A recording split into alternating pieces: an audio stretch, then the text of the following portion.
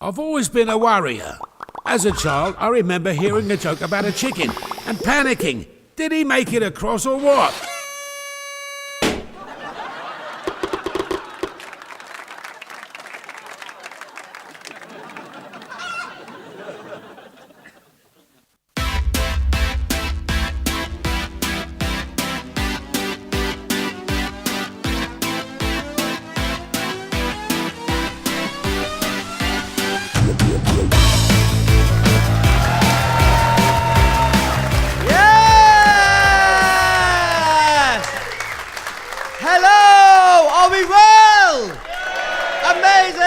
I'm Tez Ilyas. Welcome to Live at the Pleasance in association with audible.co.uk. We're live on Pleasance's TV, YouTube channel and Facebook page. Give me a cheer if that's exciting. And here in the Ace Dome at the Edinburgh Fringe Festival, it is very, very exciting. These people, live audience here, they've been out to see shows. They've come here to give us a bit of their time. We've got an amazing lineup ahead of them. But without further ado, let's kick off the show now with a Canadian making a name for himself as one of the most incisive and funny acts on the circuit. And a very lovely man to boot. And it does say that on the script, but I believe it in my heart because I know him. He's a very lovely man. He's here in Edinburgh with his second show, Bewilderbeast. Please give it up for the brilliant Chris Baird!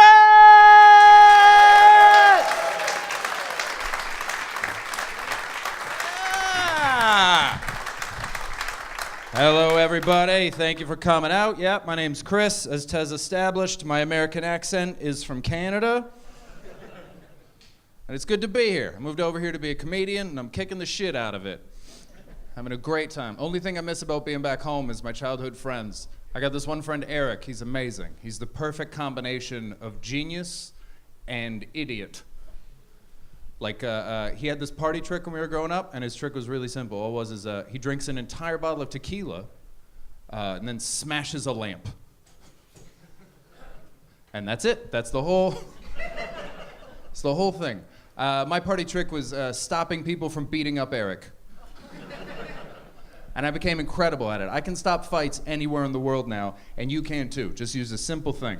If someone wants to fight you, and you can't run away, you can't talk your way out of it, just do this. You lock eyes with the person, and you hold out your left hand, and you fold your thumb into the middle of your palm, and you fold your fingers over your thumb, then you turn your fist backwards, put your right arm out as if to defend yourself, and then in one motion, you just...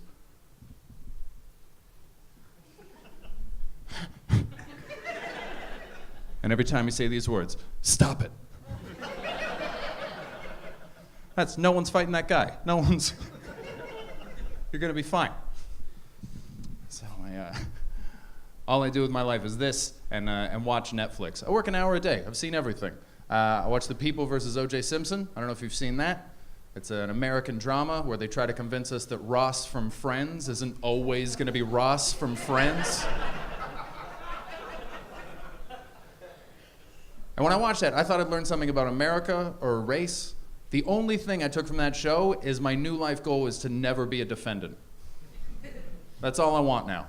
Because I didn't realize the pressure you're under. If I'm a defendant, then the whole case is the state versus me. Me. Billions of pounds versus minus 200 pounds. An army, a navy, and an air force versus stop. I'm not gonna win. And the worst part is, if I somehow do win, I don't actually win anything.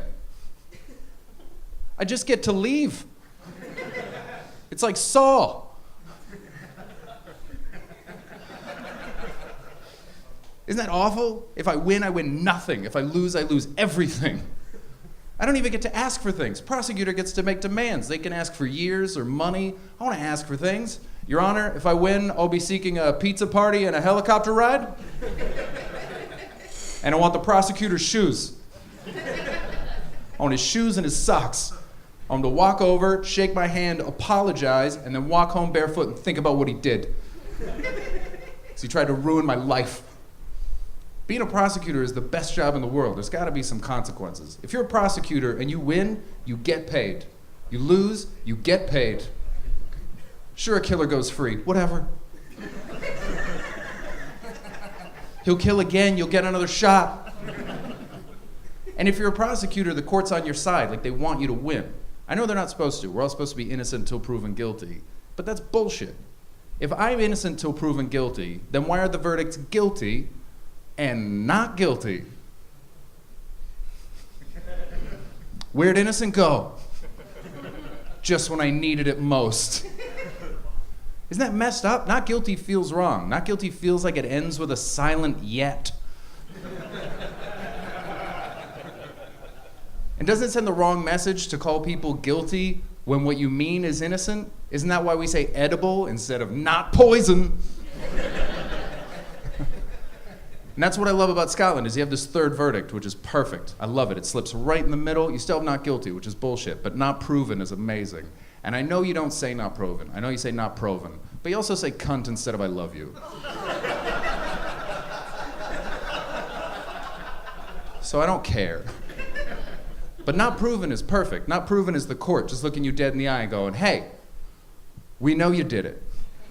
But turns out you didn't just do it, you nailed it.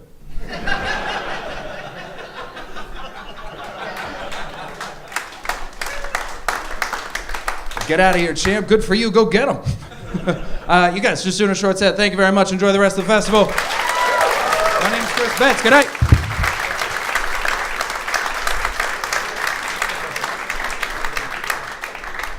I did not realize we could swear so much. This has really freed up my evening.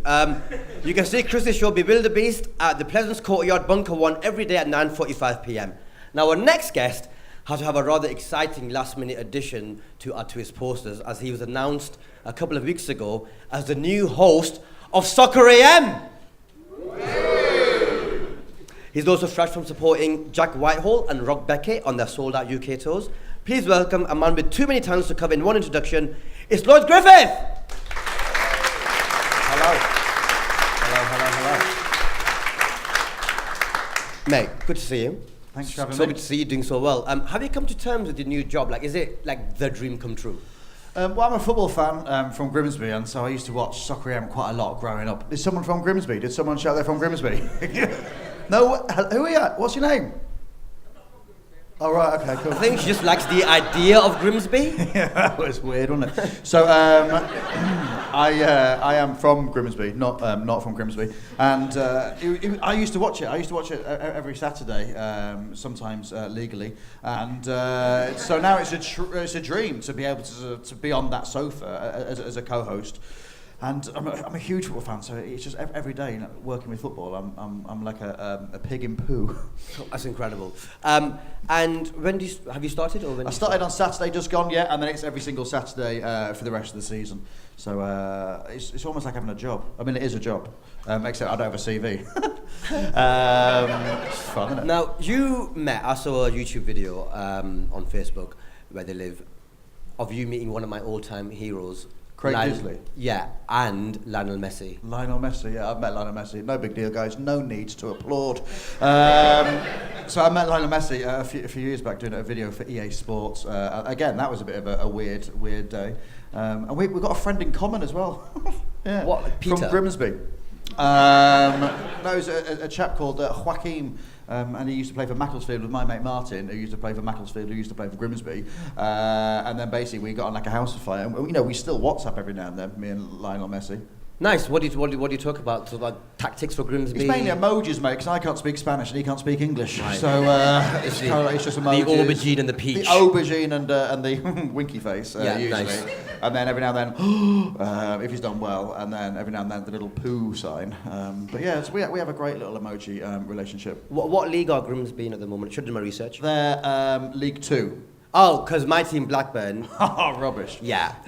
Big regretful decision. Everyone else in my town spot United or Liverpool or Arsenal. Should have done that. Hey, speaking of Blackburn, I'm not sorry. They're obviously sponsored by the chicken people. Yeah. I don't want to boast, but I have got 2 types of chicken sauce down my shirt. Do you want to zoom in on that? Well, you didn't mean to boast, but you just did, mate. There you go. So, and I've got to do a gig straight after this. I've got to, literally for an hour, hold the microphone like that to hold my obesity. It's a bit of fun, isn't it? Okay. Well, you're a talented comedian. You are a big football fan, which has now landed you your dream job. But also, you have a third talent, which you often get introduced as to stage, which is your amazing singing voice. Yeah, I'm a choir boy as well as a comedian. You don't need to applaud. So you've sang in some of the best choirs in the country, like Westminster Abbey, St George's Chapel, Windsor Castle. Like they're 3 of my top 7 choirs. Well,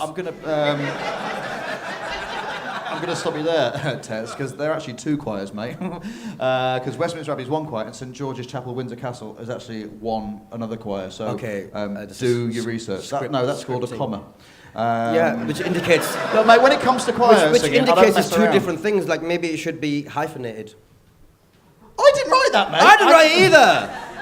But what I'm saying is, I sing in 2 of those choirs. So I wear a red dress, a surplice, and I sing like a girl.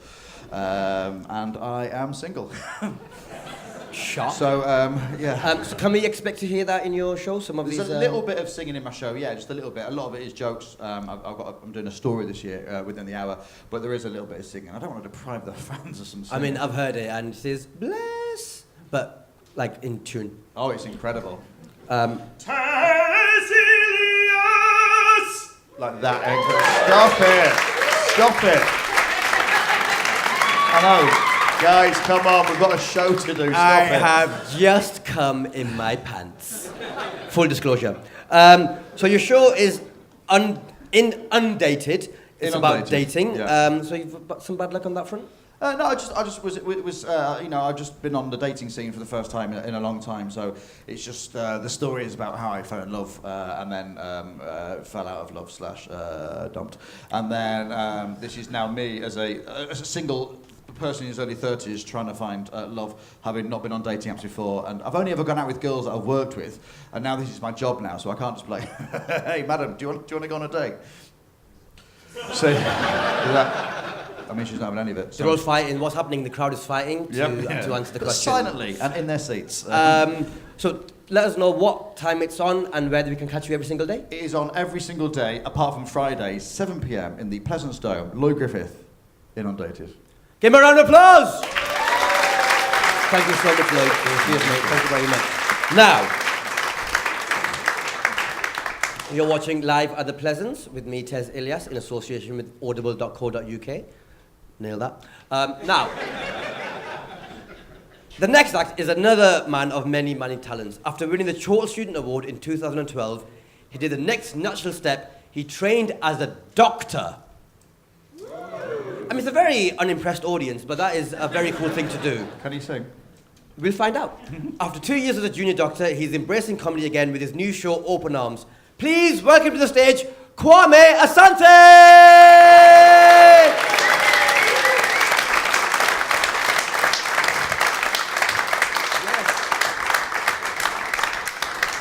Hello, Pleasance Live, are we well? Yeah. Hi, I'm Kwame Asante. To answer the first question, yes, this is me. Things have changed. This is the first time I've actually had to perform comedy in front of my poster. I feel like it's me talking to me in the future, isn't it? Kwame, things have changed. Not everything's gone to plan. I have a medical degree, and I'm now doing a gig for Facebook Live in front of people who don't really know what Facebook Live is. But we're here. This photo was actually taken in Beckenham, my hometown. I grew up in Beckenham. It's on the border of southeast London and Kent. And I grew up in a quiet part of Beckenham where there weren't that many Africans, and it kept my childhood very interesting, guys. One of my favourite stories from growing up in Beckenham, which I love telling everyone. One year when I was a kid, for Halloween, I dressed up as a vampire. And a gang of kids came up to me. They were like, "Mate, do they even have vampires in Africa?" And honestly, I was really confused. I was like, dude, we don't have vampires here. Like I know Africa isn't perfect, but that's a step too far. Really weird experiences growing up in Beckenham. Like once, and this is a 100% true story, once I was standing at a bus stop and I was approached by 2 policemen in connection with a stolen car. I will say that again. I was standing at a bus stop.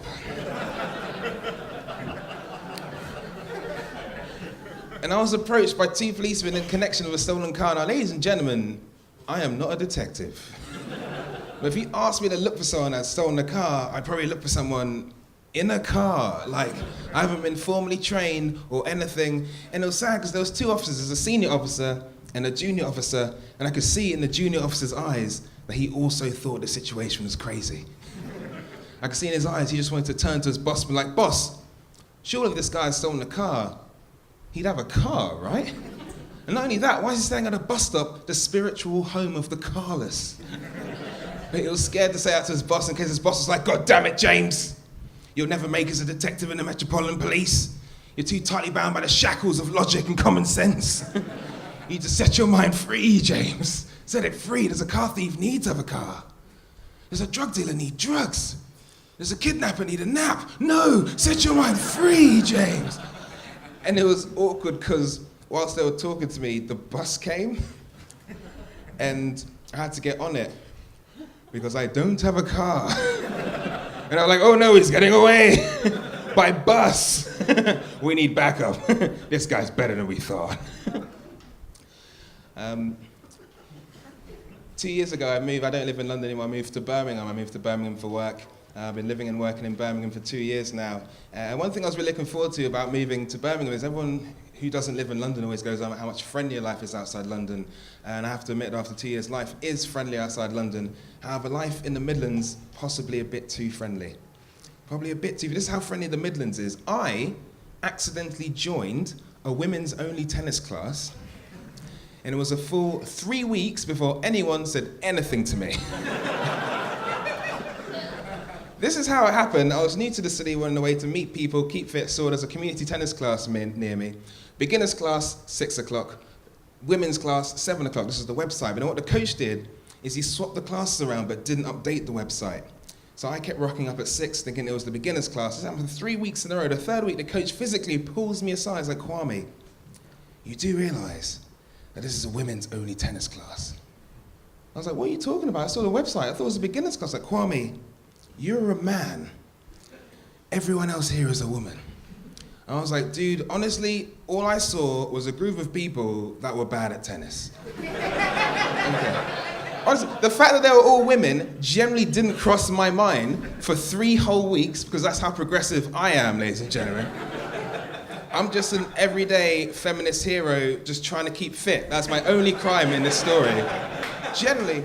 Plus, all the women were way better than me at tennis anyway. They're all way better than me, which, when I think about it, is probably why the whole thing went on for 3 weeks. I think every evening they were all in the change room like, "We are kicking this guy's ass." I think the word got out because by week 2 and week 3, even more women were joining the class. I think my mediocre ability had changed the class into some kind of female empowerment group. With a new advert like, "Ladies, have you had a tough week? Boyfriend disrespecting you? Husband taking you for granted? Fed up of the patriarchy in general? Well, come on down to the community tennis class, where for just £5 you can have the chance to athletically dominate a tall young black guy."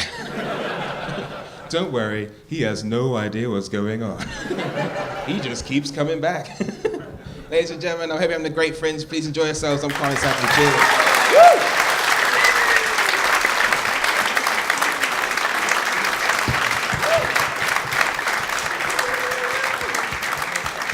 Kwame Asante, Open Arms, Bunker 2, Pleasance Courtyard at 6:45 p.m. every night. Now, keeping up with a high level of intellect, not my words, and comedy, my words, my next guest has somehow managed to turn her otherwise useless, not my words, degree in anthropology into what's proving to be sellout comedy show. Please welcome Tessa Coates! Tessa, before we get onto this year's show, which I'm fascinated about, my words, you are 1/3 of brilliant group Massive Dad. Yes. What is happening with the gang? We're just having some live hiatus, like a sabbatical. Is it like when Zayn Malik left and it's not going to come back together? No, it's like when Harry Styles left. No, of course not. We're just having a live break and not doing a Edinburgh show this year. But you're going to be back? Yes. Awesome. Yes. Yeah. And we're working on all kinds of radio and TV stuff, which turns out to be very slow going. So I'm doing a live show. Cool, excellent. Yeah. And your show is called Primates? Yes. And you're using your anthropology degree in Yeah. this show? I gotta get some use out of it. Yeah. Obviously, tax deductible. Is it? I don't know. No, I, don't know. yeah. I actually don't know what that means. No. Um, None of us do. We work in the arts. We've no idea what tax deductible means. can you tell us a bit about the show? Yeah, it's called Primates, and it's loosely about my degree in anthropology, which is like the study of humans, and which is such a fascinating subject. It has all these like massive questions, like how do we evolve, how do we get here, why are we the way we are, and the answer to all of them is we don't know. We've no idea. So that's what the show is sort of exploring. I'm the way I am, I think, because the imam at my mosque used to beat us. Sorry? So next question.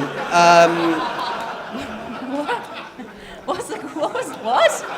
I believe not only is your show extremely funny. What did you say? I said, I think I am the way I am. Oh, don't repeat it, mate. Don't repeat it. Yeah, don't repeat it. This is going out live. I'll WhatsApp you later, Can I mate. tell you? When we went to Cornbury, not Cornbury, Latitude. Yeah. And then backstage at Latitude, someone came and found me and was like, and I said I was Tessa Coates, and he went, "Oh, are you Tess?" And I said, "Yeah." And he was like, "Quick, you're on." And then he almost took me into your place because you're Tez, and he'd just been. And So they nearly confused us. And I said and then afterwards I was like, "You said you'd seen me," and he was like, "Yeah, I was confident you." And I was like, "I don't know if you had seen us. I don't know if we look. How could that similar?" Tez is wearing a He'd been cap. like, Tez. I mean, it's obvious. Tez. Very I can. I think we should start a double act. I mean, I can see it. So your dissertation wasn't on humans, though, was it? What was your dissertation? My dissertation is in homosexuality in animals. What's the verdict? They got it. Do they have all the? They got loads of it. You're not allowed to call it homosexuality because that is a cultural identity choice that you can't ascribe to somebody else. You call it same-sex behavior, but every other animal species has got it. And the more clever the species and the more social, dolphins, mice, orangutans, the higher up you are, the more likely you are to do it. Yeah. Why have dolphins always got a smile on their face? Because is it a joke? No, he wasn't. No, he wasn't. So sorry. I was like, didn't want to come in and like smash your No, setup there. because they just always look so like They, dolphins... happy, don't they? Oh, have you got a brilliant dolphin noise? Because you can do it. Yeah, I mean, yeah, I do. I mean, Do it! Do it! Oh. But the thing is, though, but they always look so happy. Yeah, there's a thing about dolphins. This all got cut from the show, but I used to have this this dolphin who, because dolphins, they put each other. Can I say willy on? You can say dick. I think Tez has done a lot worse in the last You hour. can say dick, appendage, all of that. Dick appendage. Or Okay. appendage. They put Comma, their there's a comma I went to willies school with him. in each other's. In its other. Richard appendage. He's a good guy. They put their willies in each other's blowholes and then like run each other through the water, and they make a very specific noise, and when you see them do it, you know that that one really smiling has got its willy in someone else's blowhole. Yeah. You being serious? Yeah, I'm being completely serious. This is fascinating. We've are all only got a learning. minute left before we bring on Oh. our next guest. Okay. Who's What done else 5 have you minutes seen? on dolphins? So you've been to the Edinburgh Fringe Festival a lot for a number yes. of years. Yep. Has there been anything this year that you've seen that has blown your mind that you'd recommend, apart from your own show, of course, that you'd recommend to the public? Yeah. Oh, I love Matt Ewins' show. He's got a show called Adventure Man 7 that I pop up in very briefly. I've No loved... bias, though. What? No bias. No, not biased, but it is brilliant. It's the best show I've seen this It's year. honestly, it's like incredible. then And you were I've amazing in it. laughed. I'm not in it. I'm on the screen, so I don't have to go every night. But like, it honestly is so funny. I've loved John Robbins' show. I've loved both of your shows. Thank you.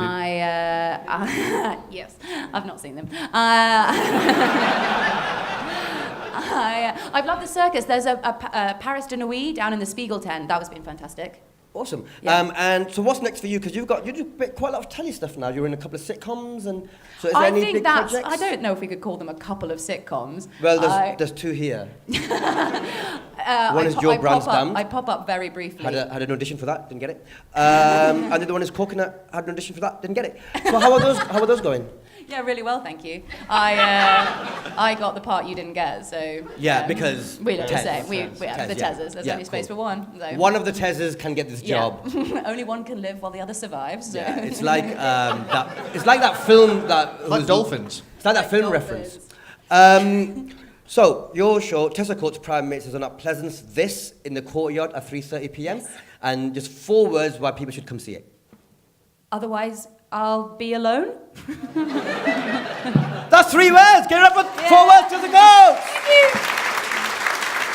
Okay. Time to head back to the stage for our final guest of the evening. Our final act of the show today might be a Cambridge University maths dropout, but he's put his brilliant analytical brain into gambling. He's now a professional poker player. He's also on the BBC New Talent Hot List for 2017. So am I. Oh, well done. Thank you. Only one of the Tezes at that time. Yeah, not me. And he's performing at the Cellar in the Pleasance Courtyard every day at 4:45 p.m. Please welcome the brilliant Ken Cheng!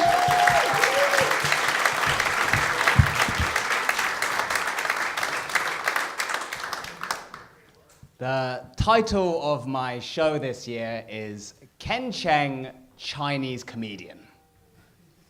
It's actually quite an unambitious title. I've already achieved the 3 main criteria by just coming out on stage as those 3 things. But imagine if only 2 of the 3 were true. I don't know which 2 would be the most funny to be true. Like maybe I'm a Chinese comedian, but it's not me, Phil Wang comes out instead. It's all been a massive prank. Some people would complain. A lot wouldn't. Partly because they wouldn't notice the difference. Another option is I'm Ken Cheng and I'm a comedian, but I come out and I'm like Brazilian or something. I don't think you could complain. You wouldn't be like, hey, I didn't pay to see Ken Cheng, Brazilian comedian. I want a refund. The last option is I'm Ken Cheng and I'm Chinese, but I'm not a comedian. There's a real danger of that one. If my jokes aren't good, I just get downgraded to Ken Cheng, Chinese man. So, what's it like being a Chinese comedian? Is a question that no one's ever asked. I'll tell you, it's actually very easy. It's the easiest minority to be. For example, it's much easier than being a female comedian because no one ever comes up to me after a gig and says, you were pretty funny for a Chinese comedian. No one ever prefaces a compliment with, I don't usually find Chinese people funny, partly because that is never the case. Most people find the Chinese fucking hysterical. It's true. I first learned this when I was 17. I was over at a friend's house and she said to me, I want to show you the funniest thing I've ever seen. And she went out and she got a DVD of the 1998 Disney classic, Mulan. Already a bit suspect, but let's see where she goes with it. She didn't put on the actual movie, she instead just went to the special features section and put on a behind-the-scenes segment, which was simply 3 minutes of Jackie Chan singing I'll Make a Man Out of You in Cantonese. I've never seen anyone laugh so much and so hard as she did over the next 3 minutes, just at a Chinese guy singing. Now, I don't find it particularly funny. I know it can be super risky when you find something funny and you want to show it to someone. There's just a chance they just don't get it. But I feel in this situation, there were 2 foolproof questions she could have asked herself to avoid that result. One, is the main source of humor based significantly around someone's race? And 2, is the person you're showing it to a member of said race? I'll tell you about myself. I'm very good at maths, which is typical of a Chinaman. In fact, I was always good at maths, even when I was a China boy. I went on to Cambridge University to study maths before I dropped out to become a professional poker player. There's usually 2 kinds of reaction to this. The first is one of interest. That's pretty cool. What's that like? The second is more like, you're a fucking moron. You're an idiot. Why would you drop out of Cambridge? Get a real job. To that, I just say, fuck off. You're not my mother. But then she goes, yes, I am. There's no real way to win after that. I've been Ken Cheng. You've been a fantastic audience. Thank you.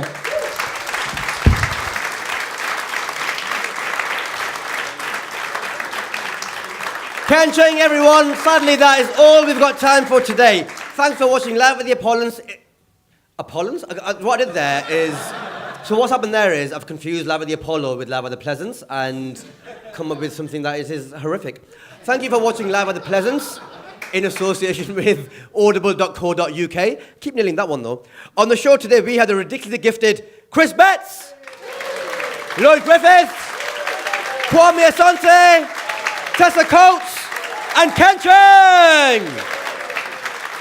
Do not forget to come and see my show. I also have a show on at the Pleasance Courtyard every evening. It's called Testify, and it's on at 8:30 p.m. Live with the Pleasance TV, we'll be back next Wednesday with another amazing lineup of top talent. Maybe. So make sure you join us then. But for now, thank you and goodbye!